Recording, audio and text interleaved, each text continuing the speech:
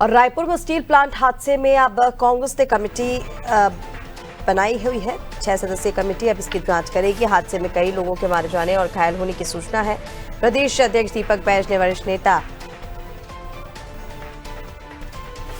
धनेंद्र साहू को बनाया संयोजक। कमेटी में छाया वर्मा, अनिता शर्मा जैसे बड़े नेता शामिल हैं। जल्द ही घटना क्षेत्र का दौरा कर जांच करेंगे और रिपोर्ट सौंपी जाएगी। तो कांग्रेस ने इसके लिए कमेटी बनाई है। 6 सदस्यीय कमेटी अब इस पूरे हादसे की जांच करेगी। और चलिए ज्यादा अपडेट्स के लिए हमारे साथ पुष्पांजलि लगातार बनी हुई है। पुष्पांजलि, रायपुर में ये जो स्टील प्लांट हादसा हुआ, इसको लेकर कांग्रेस ने कमेटी बनाई है और वो ये कह रहे हैं कि अब कांग्रेस की जो सदस्यीय कमेटी है ये जांच करेगी और रिपोर्ट सौंपेगी। फिलहाल इसको लेकर क्या अपडेट्स है? जी ऋषिका, मैं आपको बता दूं कि कल देर शाम जो सिलियारी में घटना घटित हुई, इसमें जो कई मजदूर जो है वो दब गए और कई मजदूरों की मौत हो गई इलाज के दौरान। और अभी उसमें से 2 मरीज जो है वो सीरियस बताए जा रहे हैं कि उनकी कंडीशन, अभी उनकी जो हालत है वो काफी नाजुक बनी हुई है। वहीं 6 मजदूरों की मौत की खबर जो है वो सामने आई है। हालांकि फैक्ट्री के प्रबंधक ने इस पर साफ तौर पर कहा है कि हम जो परिजन है उनके साथ सामंजस्य बैठाएंगे और उनकी जितनी भी मदद हो सकती है हम करेंगे। और हालांकि गलती किसी से भी हो सकती है, फैक्ट्री में लापरवाही थी, इस वजह से ये घटना घटी है।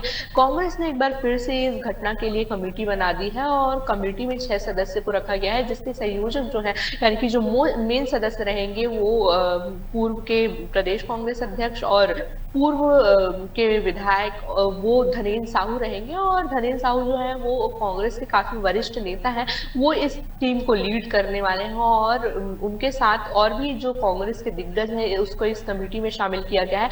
वो सिलियारी जाएंगे और फैक्ट्री के अंदर जाकर पूरी जांच पड़ताल करेंगे कि आखिर घटना कैसे घटी। हालांकि ये भी देखा गया है कि कई घटनाएं घटी हैं और कांग्रेस ने कई बार जो है कमेटी बनाई है, लेकिन आज तक इसका परिणाम जो है वो निकलकर सामने नहीं आया है। क्योंकि वो हमेशा कमेटी तो बनाती है, लेकिन इसके जो रिजल्ट्स होते हैं या फिर इसका जब रिपोर्ट पेश करने की बारी आती है, पब्लिक करने की बारी आती है, तो कांग्रेस इस पर चुप्पी साध लेती है। तो इस बार देखना होगा कि सिलियारी मामले में वो जो रिपोर्ट लेकर आते हैं कांग्रेस कमेटी की जो सदस्य बनाए गए हैं, उस रिपोर्ट को वो लोगों के सामने लेकर आते हैं या नहीं। क्योंकि पहले भी हमने कई मुद्दों पर देखा है, कई मामलों पर देखा है कि कांग्रेस हमेशा कमेटी बनाती है, लेकिन कोई भी रिपोर्ट जो है वो जनता के सामने या फिर मीडिया के सामने पेश नहीं करती है या फिर उसके बारे में दोबारा बात ही नहीं करती, सिर्फ कमेटी बनाई जाती है। तो देखना होगा कि आखिर कब तक ये रिपोर्ट सौंपते हैं और कब तक इसकी जो जानकारी है वो सामने आती है। इस पर मुख्यमंत्री विष्णुदेव साय का भी बयान सामने आया था। उन्होंने कहा था कि हम परिजनों से बात करेंगे